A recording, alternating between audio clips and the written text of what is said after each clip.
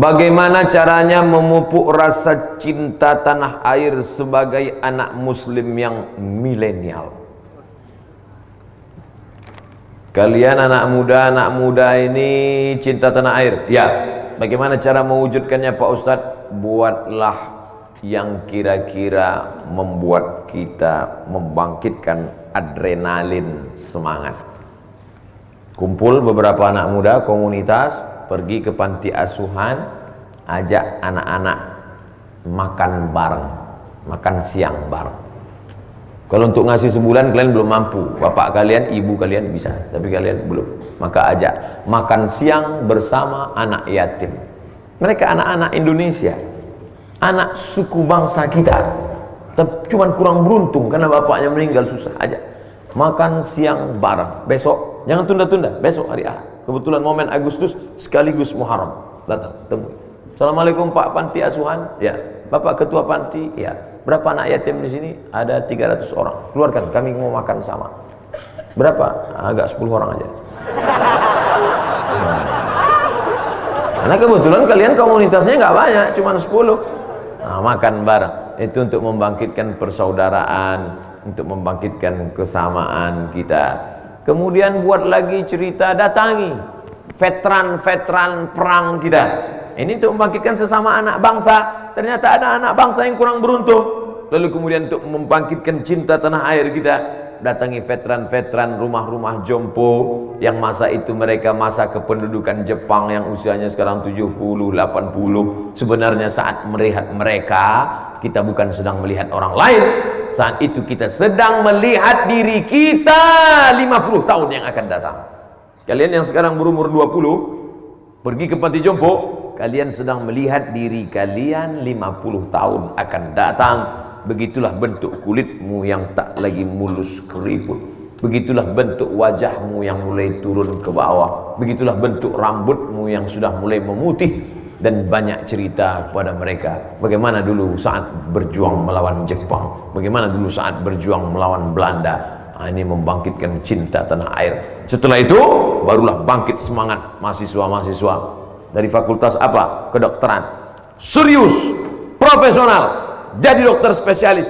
Hasil dari dokter spesialis, kalian akan bangun masjid, akan menyantuni anak yatim, akan menyekolahkan fakir miskin, sehingga negeri ini akan bangga punya anak-anak bangsa yang menjaga harkat martabat anak bangsa, insyaallah. Amin.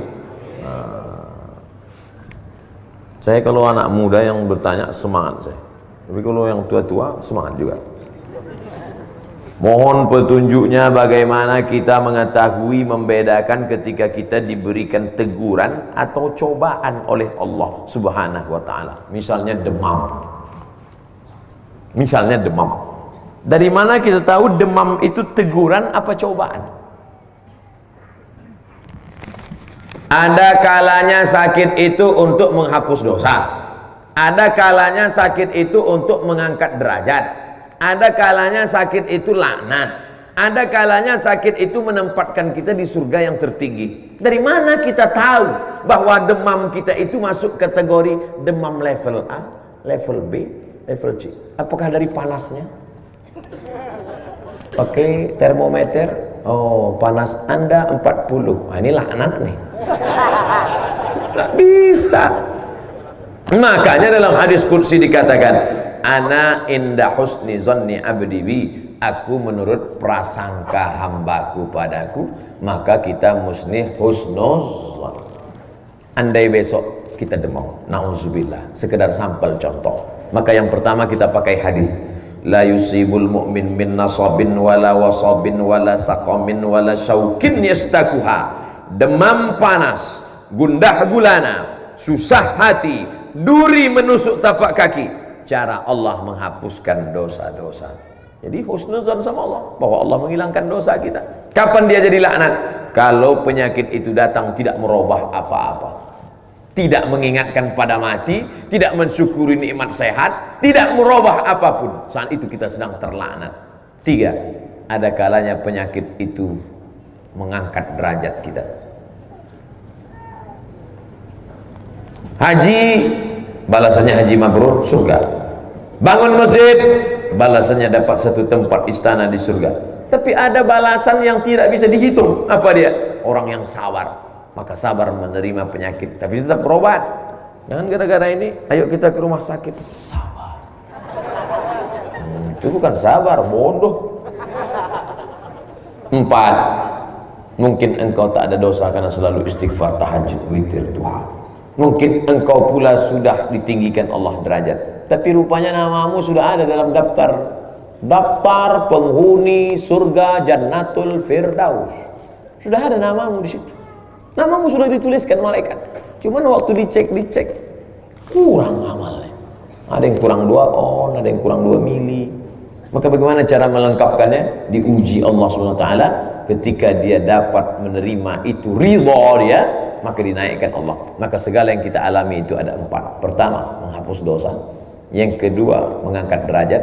Yang ketiga, nama kita sudah masuk surga tapi amal kita belum cukup. Yang keempat, tak ada perubahan apa-apa, menjadi terlaknat. Mudah-mudahan kita selamat dari yang nomor 4. Semoga Ustaz Somad selalu sehat dan selalu dilindungi Allah. Amin. Saya Arif Firmansah, punya adik satu bapak. Posisi bapak sudah almarhum, sudah meninggal. Bolehkah saya menjadi wali nikah untuk adik saya? Tak bisa. Karena syarat wali itu adalah saudara seayah atau saudara kandung seayah seibu. Adapun saudara seibu tak bisa jadi wali. Saudara tiri tak bisa jadi wali. Kamu, saya mau mewalikan dia, Pak. Apa hubunganmu? Saya merasa saudara. Apalagi? Nah, jadi ini bukan masalah rasa-rasa, bro. Jadi harus ada hubungan nasab. Kamu, saya mau mewalikan dia, Pak Ustaz. Apa hubungan sama? Saya hubungan nasib, Pak Ustaz. Nggak bisa. Oleh sebab itu ada hubungan nasab. Wali ibu, ibu. Wali adik, anak-anak gadis, wali kalian ada 6. Pertama, ayah. Tak ada ayah, kakek. Kakek itu apa, Pak Ustaz? Grandfather. Yang kedua, abang. Adik. Adik ayah atau abang ayah. Kami di Sumatera abang. Kalian mau pakai kakak, terserah lah. Yang penting samanya itu. Oleh sebab itu maka 6 orang inilah yang menjadi walimu. Wali, tugasmu bukan cuma menikahkan saja. Wali bertanggung jawab kalau anaknya, cucunya, ponakannya, adiknya pakai jilbab pasrah tapi tak rela. Pakai jilbab sakaratul maut. Pakai jilbab setengah hati. Tidak menutup aurat. Kau akan dituntut di hadapan Allah. Selangkah lagi kau mau masuk surga. Tapi kalau kau biarkan perempuan yang menjadi tanggung jawabmu ini, maka kau juga selangkah lagi masuk neraka. Oleh sebab itu jaga adik perempuan kita. Jangan sembarangan dibawa oleh laki-laki. Mas, aku bawa adikmu ya. Bawa lah. Jam 12 nggak apa-apa. Alah, pagi pun nggak apa-apa. Bawa. Nanti pinjam motor kau sebentar ya. Oh, nggak bisa. Oleh sebab itu ini tanggung jawab luar biasa. Tapi bukan berarti karena tidak bisa diwalikan lalu tidak peduli, tetap peduli. Tapi masalah urusan wali bukan sembarangan. Jangan menikah tanpa wali. La nikaha, tidak sah nikah illa biwaliyin, kecuali dengan wali, wa syahidai adlin, dengan 2 saksi yang adil. Ini banyak nih sekarang nikah pulang. Itu siapa? Suamiku. Kapan kau nikah? Kemarin. Walinya udah saya bayar kemarin wali. Wali dibayar. Emang Pak RT? Pak RT pula marah pula Pak RT. Ustadz yang disayangi Allah, amin. Bolehkah badal haji laki-laki dilaksanakan perempuan? Boleh. Mana dalilnya? Ada seorang perempuan mau membadalkan haji ayahnya karena ayahnya sakit keras. Badal haji itu apa? Melaksanakan haji untuk orang 2. 1 sudah meninggal dunia, yang 1 masih hidup tapi sakit keras. Dalilnya ada. Labbaik Allahumma subrumah. Labbaik Allahumma subrumah. Aku menghajikan Subrumah. Nabi nanya, ente ngajikan siapa? Subrumah. Subrumah itu siapa? Akhi, my brother, sedulurku, saudara saya. Dia sudah meninggal dunia. Ya. Kau sudah haji apa belum? Belum. Hajikan dulu dirimu, baru hajikan seluruh rumah. Itulah dalil boleh menghajikan orang yang sudah meninggal. Mudah-mudahan kita semua bisa berangkat haji. Setelah adik-adik nanti haji, pas haji yang kedua, itu kau hajikan saudaramu. Pas nanti sampai di Bir Ali, labbaik Allahumma umrah an fulan bin fulan. Aku hajikan saudaraku si fulan bin fulan, aku umrohkan. Bagaimana kalau jamaahnya laki-laki mau menghajikan ibunya? Sah. Bagaimana kalau jamaahnya perempuan mau menghajikan bapaknya? Sah. Dalil tentang ini hadis sahih. Ya Rasulullah, bapak saya kalau dinaikkan ke atas onta jatuh. Naik atas onta jatuh. Sudah tua, tulang belakangnya tak bisa lurus lagi. Bolehkah saya hajikan dia? Boleh. Itu dalil yang sudah tua bisa dihajikan karena tak sanggup lagi naik pesawat. Bagaimana sikap saya jika istri saya mohon maaf selingkuh dengan sahabat saya sendiri? Az-zaniyatu waz-zani, laki-laki perempuan yang berzina, fajlidu kulla wahidin minhuma bi'ata jaldah, cambuk 100 kali kalau belum nikah. Kalau sudah nikah, farjumuhumal battah, dimasukkan ke dalam tanah, dilempar batu sampai mati. Ini selingkuh dia dengan temanmu, maka kau panggil dia baik-baik, kasih tahu dia, kau kalau hidup zaman Nabi udah lempar pakai batu, udah mati kau dah. Kalau kau bisa menerima dia, taubat dia, terima dia baik. Tapi kalau kau tak bisa menerima dia dengan baik, bunga bukan setangkai, kumbang bukan seekor, patah tumbuh hilang berganti, hilang satu tumbuh 1000. Emang main bola tepuk tangan. Jangan mulutmu berkata siap, tapi hatimu berkata tidak. Lain di bibir, lain di hati. Itu judul lagu. Selesai saya sholat Jumat, datang jamaah. Ustaz Somad, ya, istri saya selingkuh 2 tahun Pak Ustaz. Terus akhirnya ketahuan. Terus bisa kamu terima dia? Bisa Pak Ustaz. Siap kamu menerima apa adanya? Siap Pak Ustaz. Nah, jagalah. Kalau siap jaga. Jangan mulutmu mengatakan siap menerima tapi hatimu tidak. Akhirnya setiap melihat dia nampak wajah selingkuhannya. Aku Pak Ustaz memang udah siap, tapi pas ngeliat wajahnya mau kutusuk aja kepalanya. Tidak bisa. Tidak ada laki-laki yang sanggup siap, karena laki-laki yang siap adalah laki-laki dayus. Dayus cemburu. La yadkhulul jannah, tak masuk surga. Siapa yang tak masuk surga itu ya Rasulullah? Dayus. Siapa dayus? La yagharu ala maharimihi, tak ada rasa cemburunya. Tak ada rasa cemburu.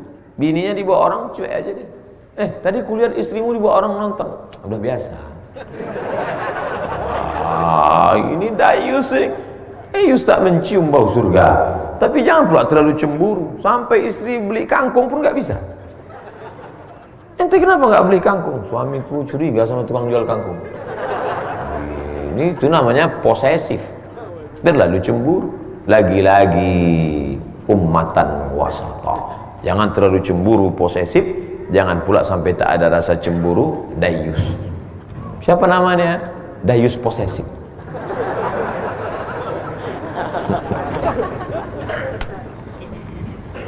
Hai perempuan, tidak ada laki-laki yang bisa menerima perempuan yang berselingkuh. Kalaupun ada, dia akan balas dengan perselingkuhan yang lain. Karena tabiat laki-laki adalah ayam jantan yang perkasa. Ayam jantan 2 ekor, masukkan ayam betina, buat 1 kandang. Sampai mati ayam jantan itu. Berdarah, dicakar, diinjak, dipatok. Mati ayam jantan, berkelahi untuk merebut 1 ayam betina. Begitu ayam. Beda sama babi. 2 ekor babi jantan, masukkan 1 babi betina, dibuatnya bertiga. Kalau tak percaya tes. Maka laki-laki adalah ayam jantan yang perkasa, tak bisa berbagi hatinya, tak bisa berbagi cintanya. Tapi ada laki-laki yang hatinya lapang, setelah perempuan itu taubat bisa dia terima. Mas, berat untuk kuakui, tapi aku sudah salah. Nggak apa-apa, aku siap menerimamu, karena aku pun juga udah nikah siri 3 kali. Rasakan kau lah. Semoga Ustaz selalu sehat walafiat. Amin. Saya sehat. Banyak orang yang ragu katanya saya sakit. Saya sehat.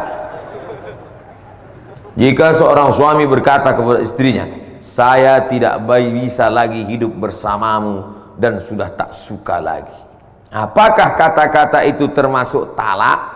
Talak terbagi 2. Talak sorih jelas, talak kinayah kiasan tak jelas. Ini termasuk talak sorih apa talak kinayah? Kinayah. Kalau dia jelas, ku talak engkau talak 1. Talak itu cerai, bukan gini kan. Itu tolak. Ku talak engkau talak 1, itu namanya talak sorih, jelas. Tapi kalau yang model begini, aku tak suka lagi padamu, maka perempuan wajib nanya, maksud Allah? Misalnya dia bilang, kau pulang aja lah ke rumahmu. Atau dia katakan, aku mau muntah nengok muka kau. Maka jangan langsung diam. Tanya dia, maksudmu? Kalau dia bilang, ada niat tolak, maka jatuh tolak 1. Aku sudah tak suka lagi, pulanglah ke rumah. Maksudmu? Enggak, aku nyuruh aja. Enggak jatuh, berarti enggak ada niat. Tapi kalau kata dia ada niat, maka jatuh talak 1. Talak 1 masih bisa rujuk Pak Ustaz? Bisa. Limit waktunya berapa lama? 3 bulan. Kayak visa paspor juga. Kalau sebelum 3 bulan itu dia balik, rujuk. Cara rujuknya, datang aja sama dia. Makanya talak itu nggak boleh keluar rumah. Kalau laki-laki mentalak itu bukan berarti perempuan keluar rumah, tetap satu rumah. Cuman beda kamar. Pas hujan balik lagi. Bilang sama dia, I back to you my darling. Udah balik. Tapi kalau sudah habis limit waktunya, masih bisa dia balik? Bisa. Cara baliknya akad ulang, karena waktu iddah namanya sudah habis. Macam nikah pertama kali dulu, ada mempelai laki-laki, ada wali, ada 2 saksi, ada mahar, ada ijab dan aku nikahkan engkau dengan anakku dengan mahar sebentuk cincin emas tunai sah. Itu namanya pengantin baru stok lama. Jelas? Talak 2 masih bisa balik. Yang tak bisa balik talak 3. Makanya semarah-marahnya engkau jangan langsung talak 3. Ini ada laki-laki ini marah, menggeletar dia, aku talak 100. Talak 100 jatuhnya 3. Ku talak engkau sebanyak bintang di langit. Jatuh 3. Kalau sudah jatuh talak 3, la tankihu fala tahillu lahu hatta tankiha zawjan ghairah. Tidak boleh kau nikah dengan dia sampai dia nikah lagi dengan laki-laki lain. Hati-hati. Makanya laki-laki itu sebelum menikah mesti paham kursus pernikahan. Jangan asal-asal aja. Ini yang penting mampu, punya uang langsung nikah, nggak ngerti masalah. Akhirnya rupanya dia sudah talak dan dia tidak tahu talak. Sudah talak bolak-balik. Asal marah talak. Lambat teh manis talak. Lambat sarapan talak. Lambat setrika talak. Rupanya anak-anaknya selama ini anak-anak zina. Gara-gara tidak tahu hukum talak. Makanya belajar, ngaji. Tapi masyarakat jamaah Masjid Al-Huda ini semua saya yakin sudah ngaji insyaallah. Saya pernah baca hadis mengatakan apabila seorang suami melakukan perbuatan mungkar maka secara otomatis jatuh talak. Bagaimana implementasi hadis ini Pak Ustadz? Mengingat seorang istri tidak mengetahui perbuatan suaminya di belakangnya.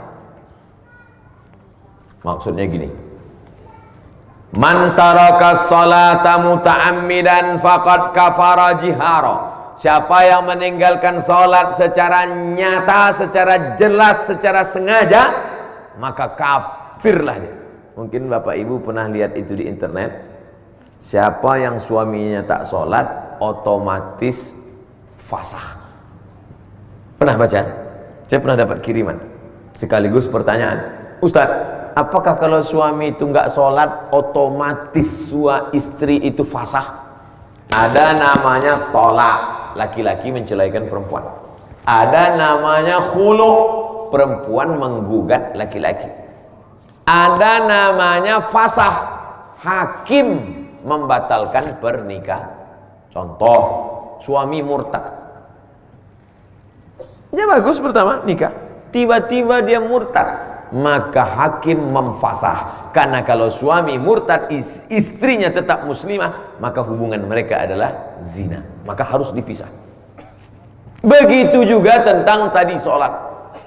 Kalau dia meninggalkan sholat secara sengaja, secara sadar, pas ditanya, kamu nggak sholat mas? Ah, sholat buang-buang waktu aja, maka itu sudah fasah. Hakim menjatuhkan, hakim mesti memanggil dia, dipanggil oleh wilayah hisbah. Ini sudah fasah.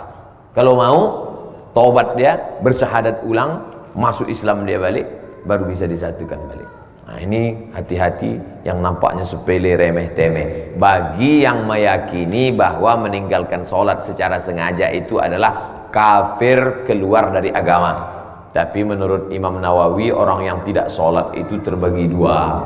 Pertama, karena malas. Kalau malas tak sampai kafir, dia hanya fasik saja. Fasik artinya tetap Islam, cuma Allah tak beri hidayah pada dia. Itulah makna ayat Allahu la yahdil qaumal fasiqin. Kau kenapa enggak sholat? Aku sebetulnya percaya ayat sholat. Terus kenapa enggak sholat? Lagi malas aja. Nantilah udah agak-agak mati, mau mati sakit. Tapi kalau dia mengingkari, kenapa kamu enggak sholat? Sebenarnya sholat itu enggak relevan untuk zaman sekarang. Ribet sekali sholat itu. Ambil wudhu, buka kaos kaki. Coba kalau ibadahnya pejam mata, selesai, kan enak. Wah, ini sudah menghina, bisa jadi murtad. Na'udzubillah. Bagaimana cara bilang sama suami kalau saya mau pergi ke pengajian? Karena waktunya malam hari, supaya suami tak marah. Tunjukkan aja gambar saya. Mas, Ustadz ini apa gila? Kalau dia tidak tergolong termasuk mazhab haters, kalau dia masuk golongan lovers. Mas, saya izin ada pengajian di Masjid Al-Huda. Kamu pergi sama siapa? Ini sama rombongan ibu-ibu jamaah pengajian mak-mak garis keras. Maksudnya keras berprinsip dalam ibadah, bukan keras dalam hal yang lain. Pergilah pengajian. Hai suami-suami, hai laki-laki, aslinya laki-laki yang mengajar perempuan. Aslinya laki-laki yang memberitahu perempuan bagaimana sholatmu, bagaimana puasamu, bagaimana qadakmu, bagaimana zakatmu, bagaimana infakmu, bagaimana jilbabmu. Tapi karena laki-laki tidak sanggup menjelaskan itu, maka dia mestinya mengundang pengajian di rumah, di masjid. Dia yang membawa. Ya ayyuhalladzina amanu, hai para suami-suami, qu anfusakum, jaga dirimu, wa ahlikum, istri anakmu, nara, dari api neraka. Suami diberi harta warisan 2 kali lipat dari perempuan. Laki-laki diberikan kuasa, ar-rijalu qawwamuna 'alan nisa. Bukan karena Islam diskriminatif, tapi karena tanggung jawab laki-laki yang besar. Siap jadi laki-laki?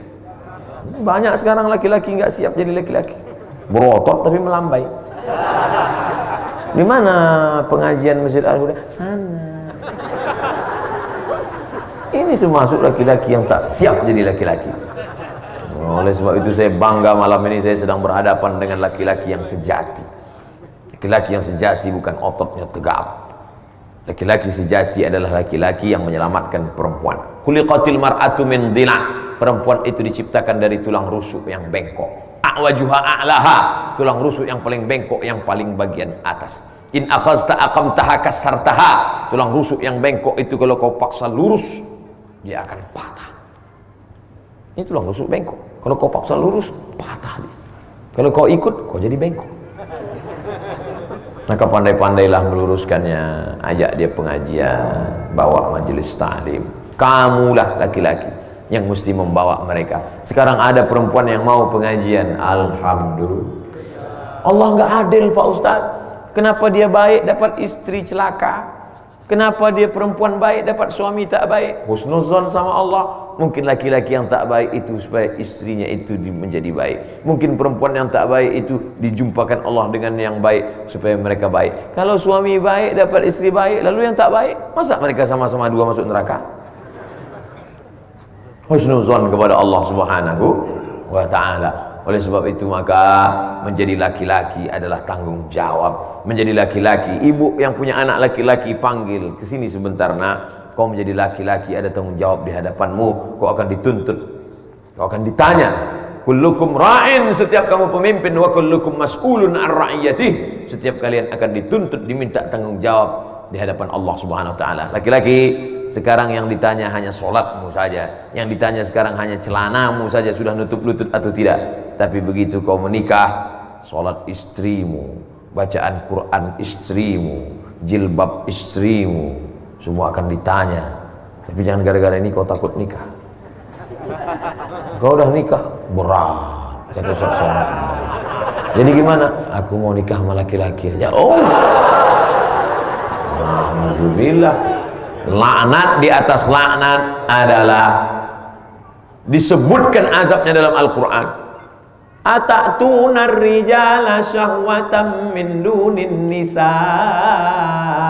Kenapa kalian bersahwat melihat laki-laki tapi tidak pada perempuan? Ada laki-laki yang bersahwat pada laki-laki, melihat perempuan cuek aja deh. Bro, ada cewek cantik cuek aja. Ada anak lajang ganteng, wow. Ja'alna 'aliha safilaha, kami jadikan bagian bawah tanah itu naik ke atas, bagian atas jatuh ke bawah. Wa amtarna 'alaihim bihijaratin min sijilin mamdud, kami hujani mereka dengan tanah liat yang terbakar api neraka. Azab bagi homoseksual. Hati-hati. LGBT. Mudah-mudahan Allah menyelamatkan anak-anak muda kita insyaallah.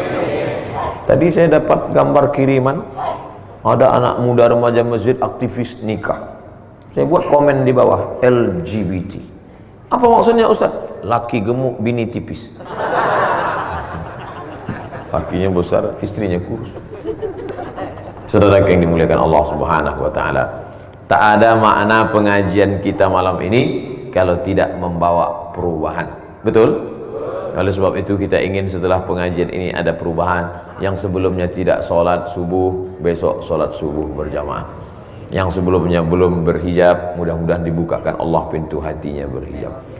Yang selama ini masih lagi keluh kesah, selalu mengutuk nasib, mulailah dia percaya kepada takdir baik dan takdir buruk. Mudah-mudahan sesuai dengan tema kita, terwujudlah kaum muslimin ummatan wasatan yang cinta negeri dan tanah air. Amin ya rabbal alamin. Kalau tidak kita membangun bangsa ini, tidak akan mungkin orang lain akan datang membangunkan bangsa kita untuk kita. Usaha sudah, sekarang berdoa, habis itu kita pulang bertawakal. Maka sebelum berdoa kita mohon kepada Allah, bertawassul dengan membaca Al-Fatihah. A'udzu billahi minasy syaithanir rajim. Bismillahirrahmanirrahim. Alhamdulillahi rabbil alamin. Arrahmanir rahim. Maliki yaumiddin. Iyyaka na'budu wa iyyaka nasta'in. Ihdinas siratal mustaqim. Siratal ladzina an'amta 'alaihim ghairil maghdubi 'alaihim waladdallin. Amin. Allahumma ja'al hadzal balada baladan aminan mutma'innan ya'tihi rizquhu min kulli makan. Jadikan negara kesatuan Republik Indonesia negeri yang aman, damai, terbuka pintu rezeki dari segala macam penjuru ya Allah. Allah mawaffiq ulata umurina berikan hidayah taufik hidayahmu kepada pemimpin-pemimpin kami agar dapat membantu menolong negeri ini menjadi negeri yang aman, baldatun thayyibatun wa rabbun ghafur. Allahumma dafa'na al-ghala wal waba wal fahsya wal riba wal zina wal munkar. Selamatkan negeri kami dari perpecahan, malapetaka, bencana, musibah, riba, zina, narkoba, perbuatan keji dan munkar. Allahumma ja'al abna'ana wa banatina min hafazil Qur'an wal hafizat. Jadikan anak-anak kami menjadi para penghafal Al-Quran. Minal mujahidina fi sabilik bi amwalihim wa anfusihim. Anak-anak muda kami menjadi pejuang yang akan menolong agamamu dengan harta dan nyawa mereka, ya Allah. Allahumma inna nas'aluka salamatan fid din. Selamatkan kami dalam akidah ahlus sunnah wal jamaah. Wa afiatan fil jasad. Sehatkan badan kami supaya kami bisa beribadah, solat berjamaah. Wa ziyadatan fil ilmi. Tambahkan ilmu kami supaya benar amal kami menurut tuntunan Quran dan sunnah. Wa barakatan fil rizqi. Berkahi rezeki kami supaya kami bisa berinfak, berzakat, berwakaf dan bersedekah. Wa taubatan qablal maut. Beri kami taubat sebelum mati.